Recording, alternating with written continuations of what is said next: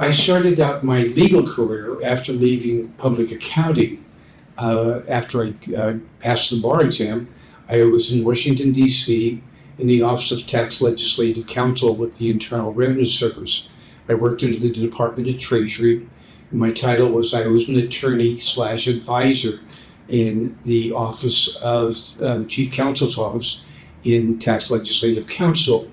We drafted tax legislation.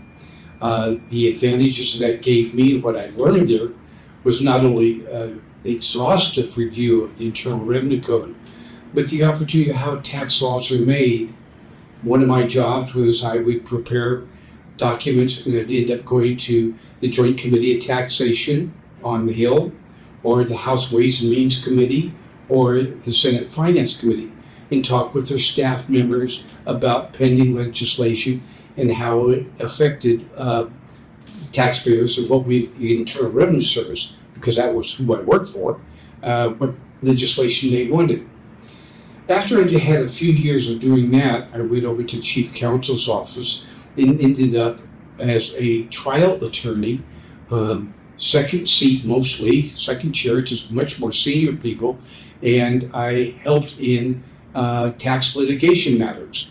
I was in federal court, in the United States Tax Court, and from time to time I ended up in federal district courts, being an expert witness or a specialist on very particular, very narrow tax issues.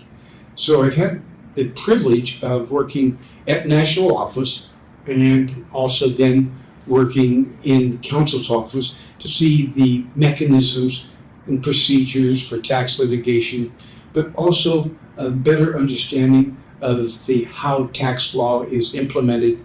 And I frankly got a chance to see how the procedure worked of tax regulation, tax auditing, and tax compliance.